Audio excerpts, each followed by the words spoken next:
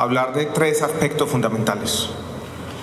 Primero tiene que ver con la crisis de la salud, entender qué significa, más allá de los lugares comunes, más allá del hecho repetido y reiterado que la crisis parece ser muy larga, más allá de ese sentimiento de déjà vu que ha acompañado el debate esta noche. Quiero que reflexionemos y dimensionemos adecuadamente la crisis de la salud. Ese es el primer tema. El segundo, más difícil, quiero que ahondemos en la causa de la crisis, que como vamos a decir, tiene una dimensión tal vez la más visible, la más preocupante, que es la dimensión financiera. Y que tratemos dentro de las muchas causas que se superponen, identificar la más importante o tal vez la causa preponderante, para después hablar de las soluciones. Y en las soluciones tener un horizonte temporal. Vamos a hablar necesariamente de las medidas que tenemos que tomar en el corto plazo y de las medidas que tienen un horizonte temporal distinto, de mediano plazo y, si se quiere, llamémoslo de esa manera, más estructurales. Entonces vuelvo y repito: crisis, causas de la crisis y medidas corto y mediano plazo. Así quiero organizar mi presentación de manera ordenada, tal vez demasiado esquemática, pero yo creo que a esta hora, para no perdernos en el debate, es importante mantener ese esquema argumentativo para ir entendiendo el problema. Hablemos entonces de la crisis. Cuando se habla de la crisis de la salud, uno podría hacer la siguiente distinción. Tenemos una crisis de salud pública, tenemos una crisis de prestación de servicio o tenemos una crisis financiera, o estamos hablando de las tres. Y si tenemos una crisis financiera, ¿cuáles son los principales elementos?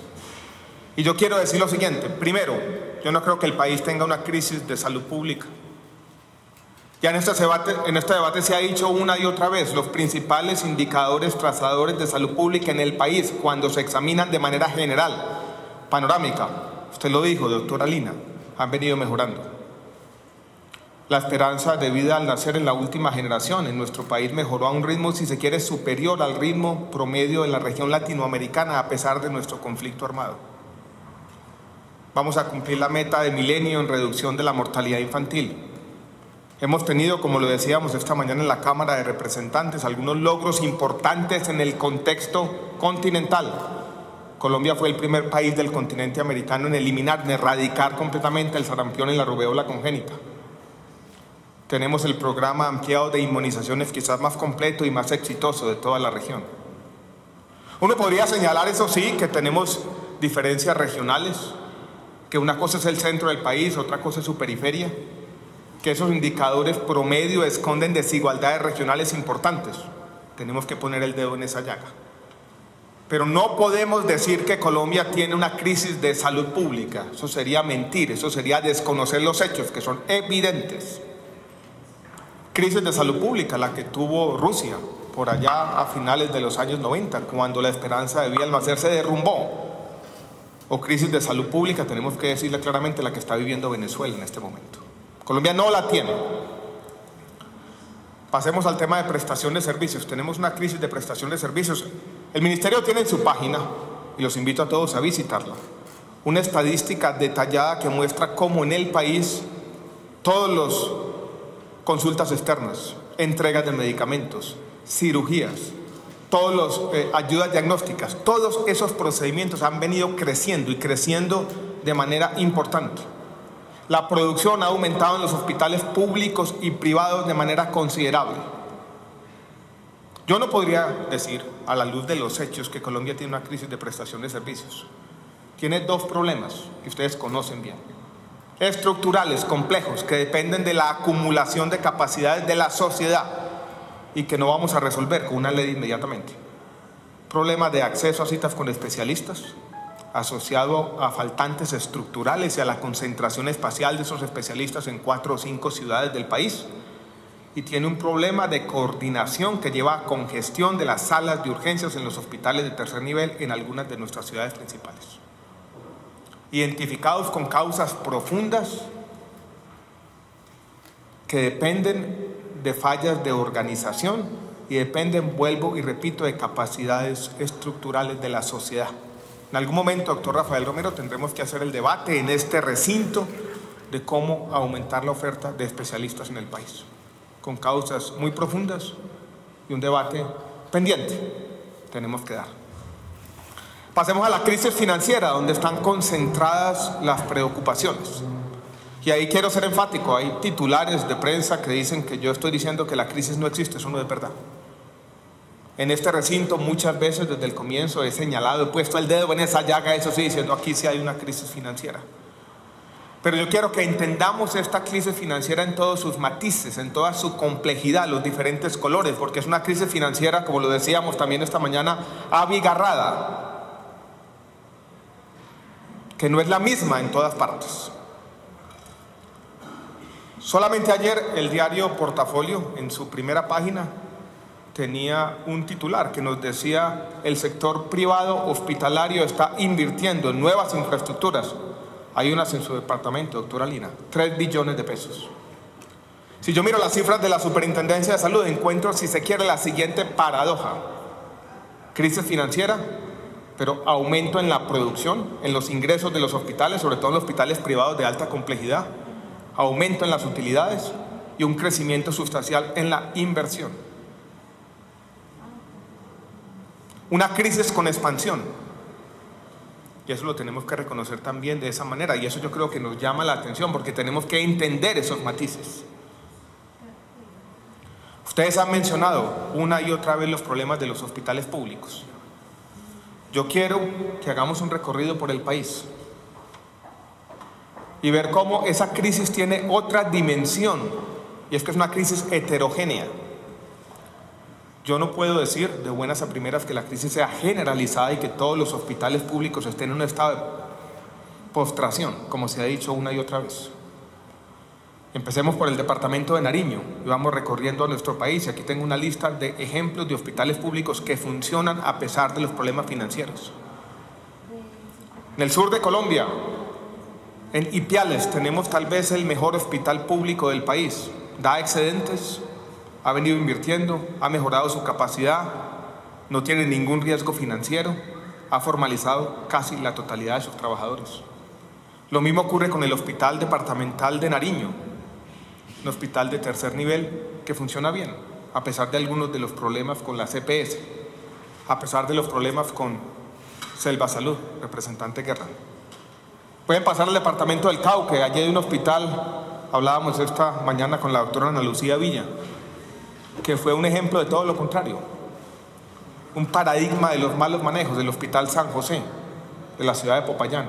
Hoy es un hospital recuperado gracias a la gerencia y gracias al compromiso del ministerio y el compromiso, si se quiere, de la entidad territorial.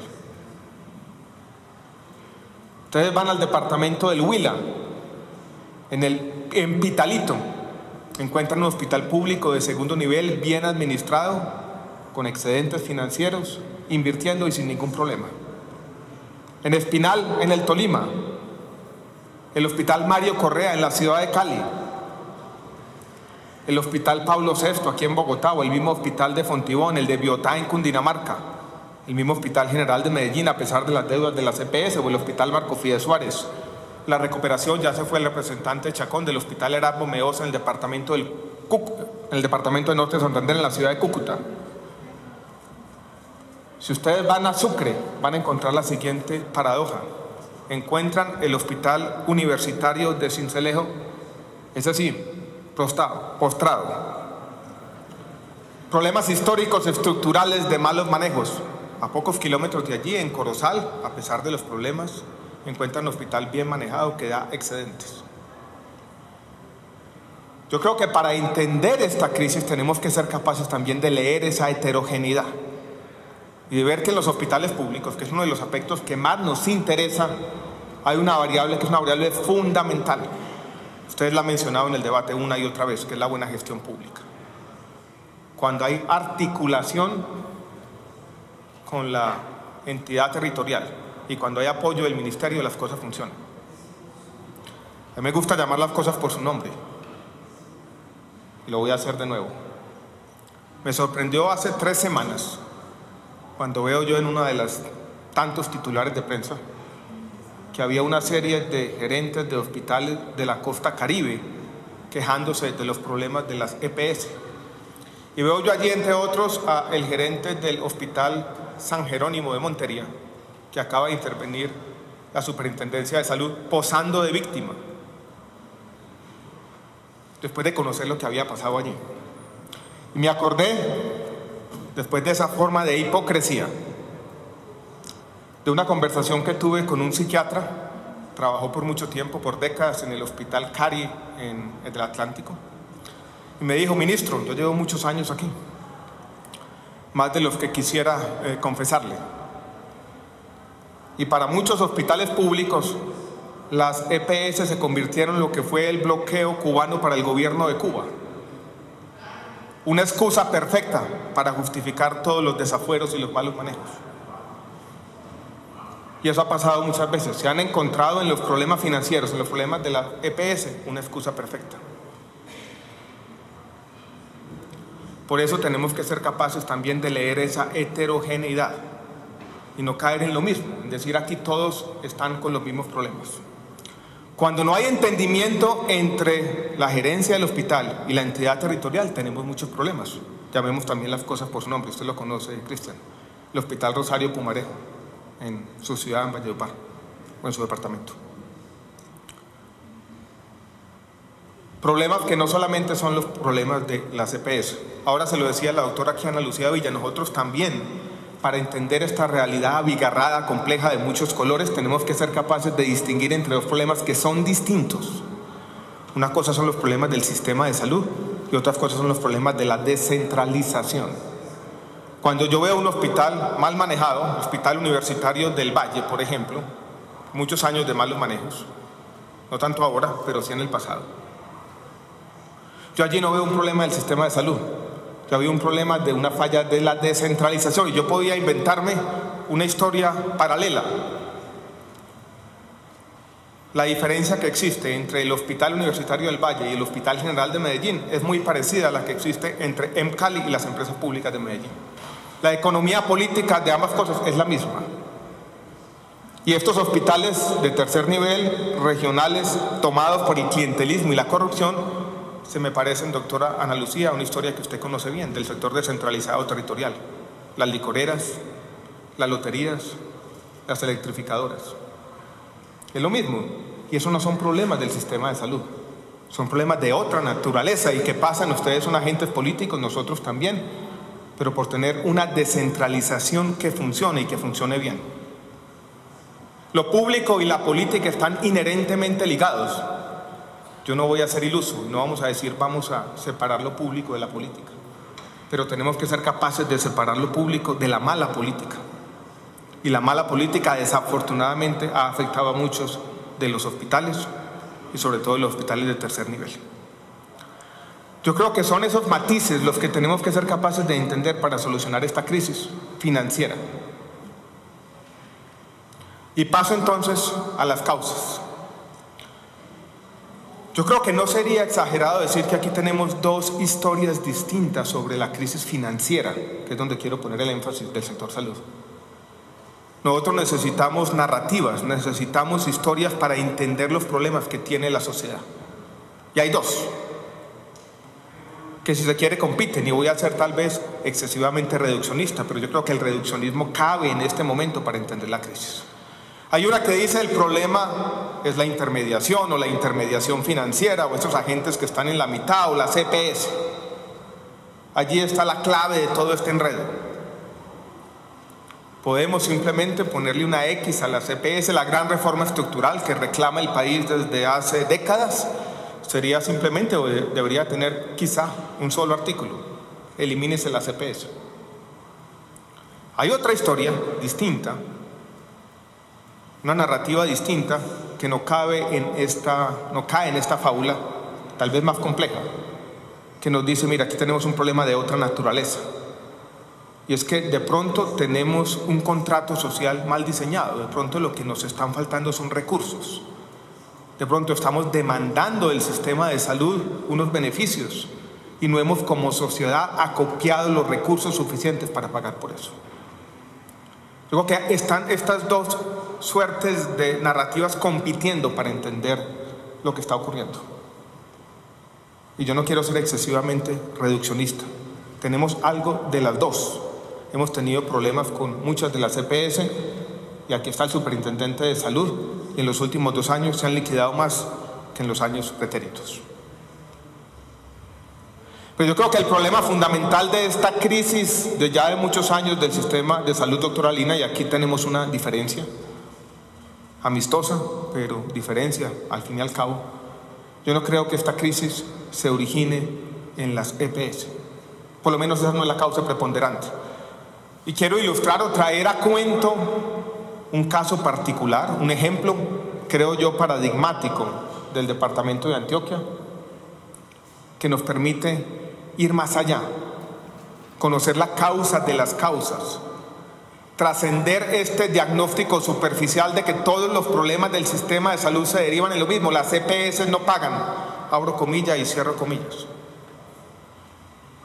Ese no es el problema del sistema de salud, se lo digo sinceramente, por lo menos ese no es el principal problema, a pesar de que algunas EPS tienen problemas y los han tenido. El problema es de otra naturaleza. Y les cuento el cuento de Sabia Salud que compartíamos esta mañana en la Comisión Séptima de la Cámara de Representantes.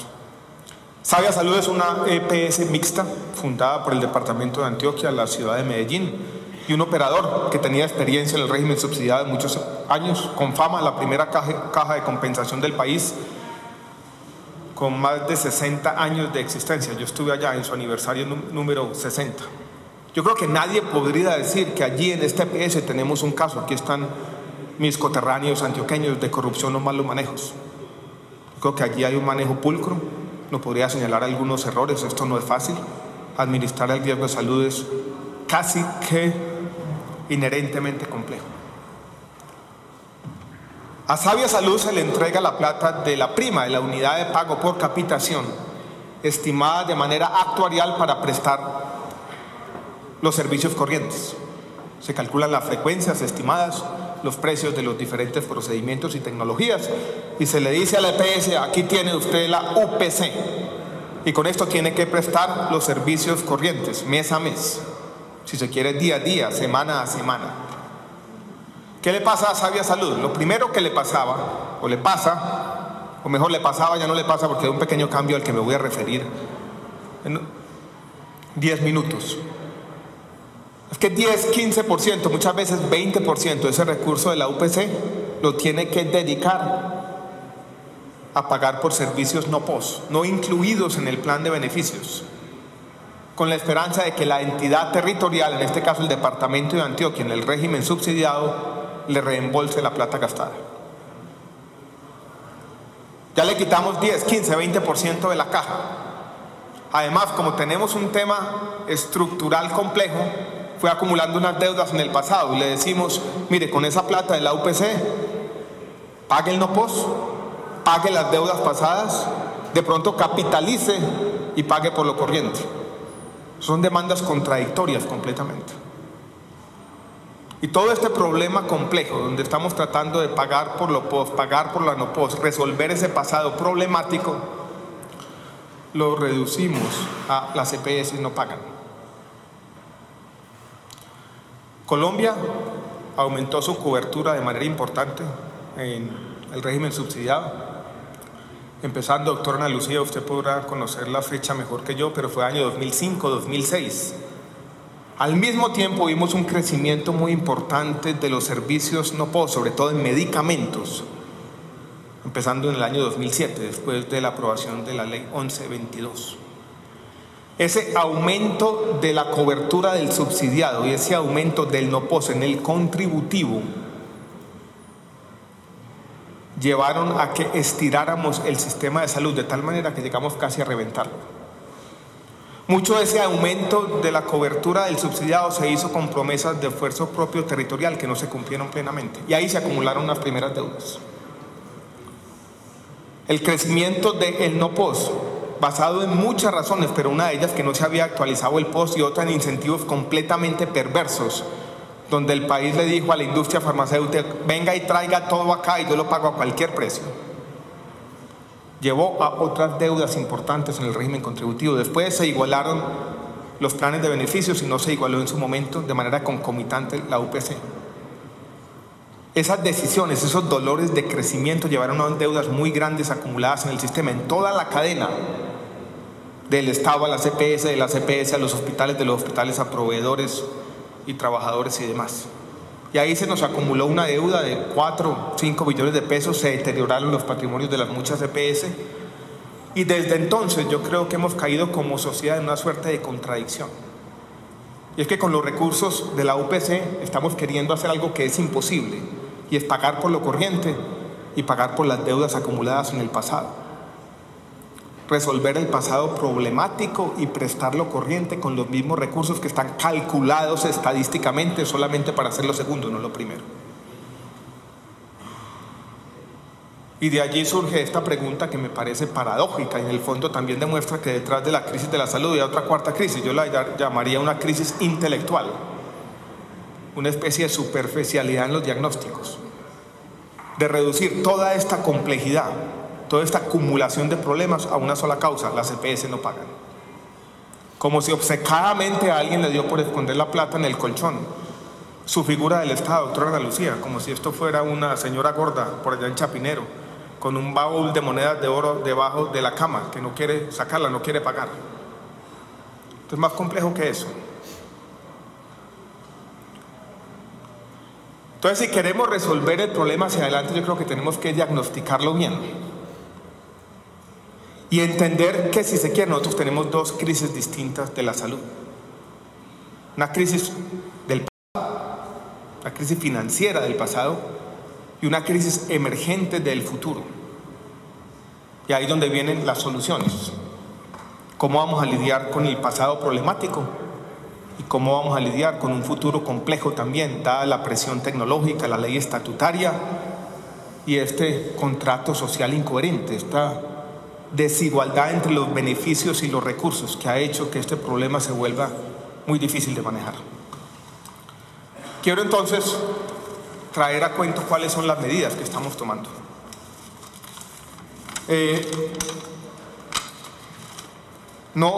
Esto no es una rendición de cuentas, no voy a hacer un recuento de las medidas que ya se tomaron, pero yo creo que sí vale la pena hacernos 2 o 3 preguntas, si se quiere retóricas, doctor Rafael, porque aquí hemos trabajado mucho en muchas cosas.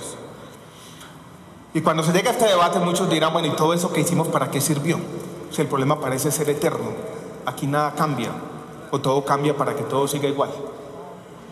Desafortunadamente, las políticas públicas no se evalúan solamente mirando el resultado de un antes, el resultado de un después.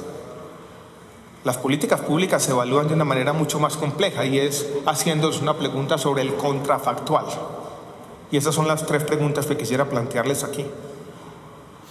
¿Qué habría pasado si no tuviéramos, por ejemplo, el giro directo, o mejor que el giro directo, la reforma que se hizo al régimen subsidiado, que en el fondo fue una centralización de los recursos? Si todavía tuviéramos los contratos municipales del régimen subsidiado, fuente de todo tipo de corrupción y malos manejos, yo creo que no estaríamos aquí para contar el cuento. ¿Qué habría pasado si no hubiéramos controlado los precios de los medicamentos, si no le hubiéramos ahorrado a este sistema casi 2 billones de pesos? ¿Cuál sería el tamaño de la pérdida y de los problemas? ¿Qué habría pasado si no tuviéramos las cuentas maestras de recaudo del régimen contributivo, que nos permiten tener un mucho mayor control sobre los recursos del sistema de los que se tuvieron históricamente? Entonces yo quiero, si se quiere, me perdonan la insistencia, decir que las cosas que se han hecho han sido para bien. Y las cosas que se han hecho han permitido, en un ambiente muy complejo, adverso, porque todos los sistemas de salud tienen problemas, lidiar con este contrato social incoherente e ir sacando adelante el sistema, comprando tiempo para ir poniendo en práctica la serie de medidas que creo se necesitan hacia adelante. ¿Qué vamos a hacer? Yo creo que tenemos entonces 2 crisis. La del pasado.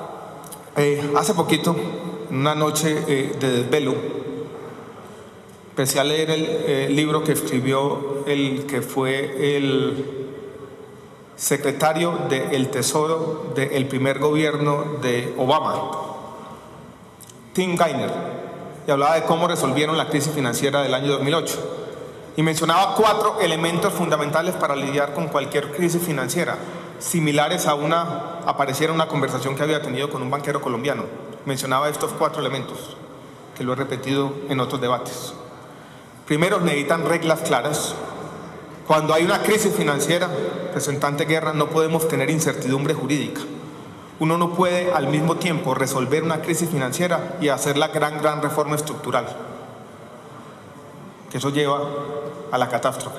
Se necesita confianza, senador Ospina, se necesita liquidez y se necesita tiempo, porque las crisis financieras no se resuelven de la noche a la mañana.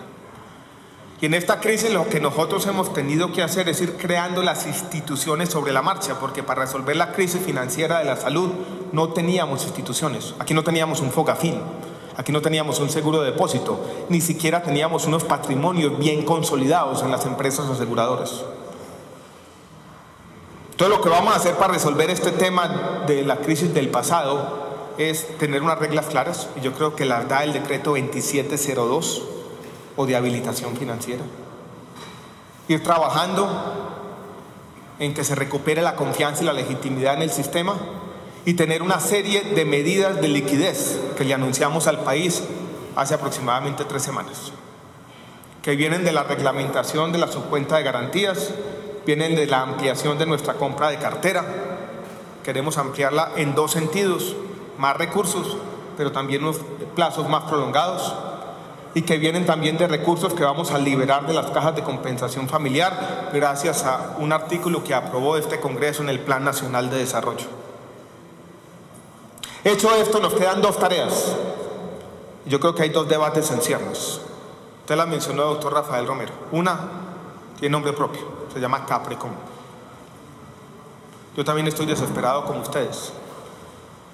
Estamos trabajando en ese tema, tenemos un debate en la Comisión Séptima de Cámara la semana entrante. Yo creo que esto no aguanta más, tiene que haber una solución definitiva y pronto. Yo lo voy a decir, si se quiere, en forma de autocrítica. Uno no puede hablar de equidad si tiene 3 millones de colombianos pobres en una EPS pública que está haciendo lo que está haciendo. Entonces necesitamos una solución definitiva para el tema de Caprecom, y también estamos trabajando con la superintendencia en un tema más complejo, si se quiere, que es el tema de Saludcopa. Entonces, si tenemos las medidas de liquidez, si tenemos ya las reglas claras definidas, si hemos encontrado nuevos recursos y si resolvemos los temas de Caprecom y Saludcopa, podemos ir teniendo un panorama distinto para afrontar lo que yo llamo la crisis del futuro. Y la crisis del futuro, representante Correa, y en eso coincido con usted, tiene que tener como elemento fundamental cómo vamos a lidiar con la presión tecnológica. Y aquí tenemos 2 tipos de problemas diferentes.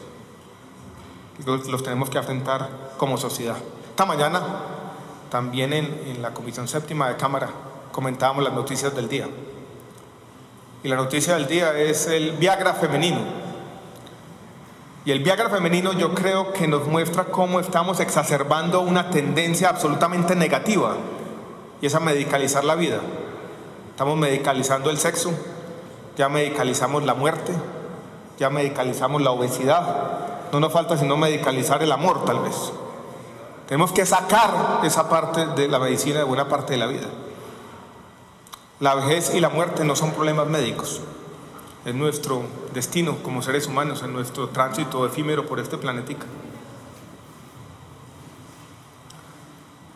Y tenemos que ser capaces de lidiar con ese tema. Ustedes saben que en la ciudad de Manizales tenemos tal vez el mayor consumo del mundo de hormonas de crecimiento, lo que alguien llamó alguna vez el efecto Messi. Medicalizando ciertos problemas de la vida social. Los problemas de la sociedad no se resuelven con pastillitas ni con píldoras.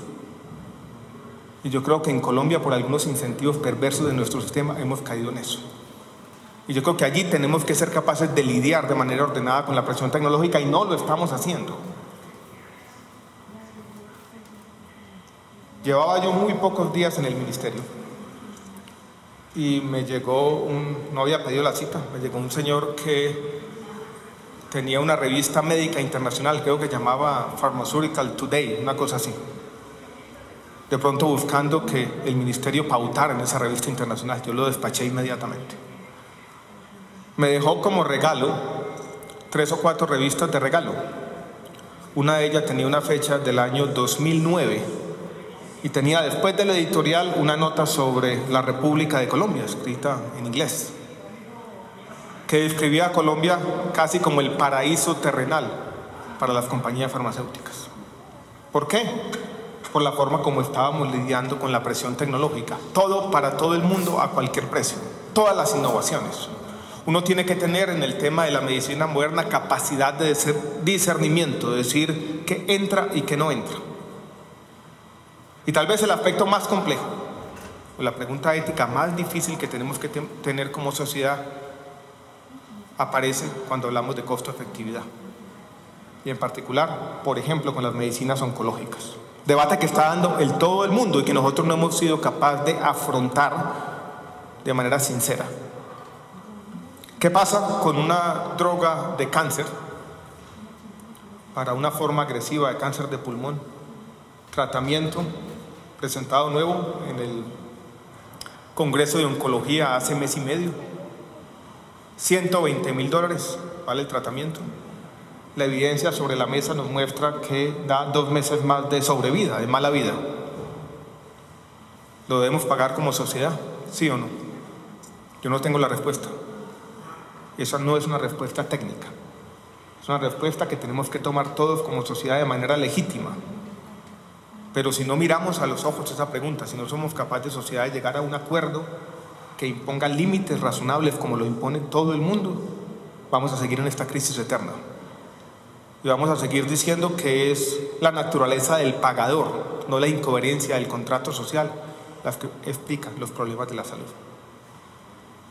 Entonces vuelvo sobre lo primero, la necesidad de ese contrato social coherente, la necesidad de imponer límites razonables, la necesidad de lidiar con la presión tecnológica de manera inteligente. Y para el futuro, senador Ospina, la invitación es esta. Representante, perdón, ya estoy cansado después de un día duro. 4 aspectos fundamentales que usted mencionó esta mañana en nuestro debate en la Cámara. Yo creo que ya va a ser senador. 1, tenemos que seguir en el debate sobre la promoción y prevención. Y yo creo que la propuesta que hemos hecho sobre el impuesto a las bebidas azucaradas tuvo ya un efecto positivo. Es que el país empezó a hablar de este tema que estaba completamente por fuera de la agenda pública. ¿Cómo vamos a hacer promoción y prevención? ¿Cómo vamos a evitar que si nos descuidamos en algunos años vamos a tener los problemas de tabaquismo que tienen en Chile y Argentina o de obesidad que tienen en México? Que no los tenemos, pero que estaríamos convergiendo hacia allá si no tomamos las medidas oportunas. Ese es un primer elemento fundamental. El segundo tiene que ver con fortalecer nuestra política farmacéutica, que yo creo que es uno de los imperativos: la regulación de precios de medicamentos, la competencia de biotecnológicos, las compras o negociaciones centralizadas, el fortalecimiento de la puerta de entrada en el INVIMA. No podemos dejar entrar todo. Mañana nos están recobrando el Viagra femenino, cuando tenemos todos estos problemas que tenemos en nuestro sistema de salud. No todo lo nuevo en salud vale la pena, muy poquito vale la pena, diría yo. Entonces, fortalecer la política farmacéutica, el segundo elemento. El tercero, que también es un reto para todos, es tener un plan de beneficios diseñado de mejor manera.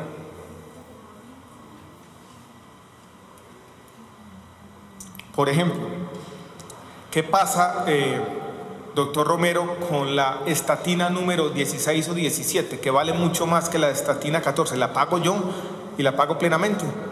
Yo creo que no. Y un nuevo diseño del plan de beneficios puede decir, todo está incluido, pero no a cualquier precio. Y yo en grupos de medicamentos que tengan el mismo valor terapéutico, pago hasta lo que dé un valor agregado, no absolutamente todo. Y estamos trabajando en eso, en diseñar un nuevo plan de beneficios. Y el último punto tiene que ver, porque seguramente en eso, representante Guerra, estoy de acuerdo con usted, vamos a necesitar nuevos recursos. Por eso le hicimos una propuesta al país que tiene los impuestos a las bebidas azucaradas y al tabaco, pero también contempla de pronto impuestos a los rentistas de capital, o en un tema que a mí me gusta menos, y es mayores contribuciones laborales para que aquellos que tienen más de 4 o 10 salarios mínimos o lo que fuere, simplemente propuestas para discutir. Entonces volvamos un paso atrás y hagamos pequeño recuento. Lo que estamos planteando, después de diagnosticar la crisis, decir no es una crisis de salud pública, tenemos preocupaciones en el tema de prestación de servicios, pero en el fondo esto es una crisis más de naturaleza financiera. La diagnosticamos, decimos la crisis no se puede reducir simplemente al pagador o al intermediario, la EPS es una crisis más profunda y vamos a lidiar con ella en 2 velocidades. Una en el corto plazo, donde hemos propuesto una agenda que consiste en conseguir más recursos, sobre todo la reglamentación de la subcuenta de garantías que va a ser el focafín del sistema de salud, y si se quiere profundizar los instrumentos o mecanismos que ya tenemos a nuestra disposición. Mencioné como intermedio los problemas de Caprecom y Saludcop con nombre propio y para prepararnos hacia el futuro. Mirando esto desde una perspectiva de mediano plazo, estamos hablando de los énfasis en promoción y prevención, política farmacéutica, plan de beneficios y nuevas fuentes de ingreso. Ese es el expediente, esa es la forma con la que estamos trabajando, ese es el plan que tenemos en mente y que quisiera yo compartir con ustedes. Alguien podría decir, ¿y dónde está la gran reforma estructural? Yo lo voy a decir de manera clara, yo no creo en las reformas estructurales. Yo no creo que una sola ley, una sola reforma vaya a resolver de una vez por todas y para siempre este problema. El cambio social es más complejo. Albert Hirschman, un intelectual europeo que estuvo por Colombia en la década del 50, lo decía de esta manera: el cambio social no consiste en la escogencia entre un sistema corrupto que ya no se puede mejorar y otro ideal que ya no habría que mejorar. El cambio social es permanente, continuo, de todos los días, de ir encontrando soluciones concretas para problemas concretos. Entonces seguramente vamos a necesitar más reformas, no una única reforma, ese embeleco de la reforma estructural que lo resuelva todo. Muchas de estas cosas que he mencionado son difíciles, son complejas. Yo le decía hoy a alguno de ustedes, yo creo que ese impuesto a las bebidas azucaradas es una pelea muy difícil, pero por lo menos nos toca dar el debate. Y yo creo que una sociedad democrática, a pesar del poder mediático, el poder económico de cualquier grupo, no puede evadir los debates necesarios. Y yo estoy seguro que este Congreso no lo va a evadir. Y la invitación es que más adelante demos ese debate. Yo creo, señor presidente, que con esta explicación por lo menos se da una respuesta parcial a muchas de las inquietudes. Y aquí seguiremos en este recinto tratando de encontrar conjuntamente soluciones para un problema muy complejo. Muchas gracias a todos.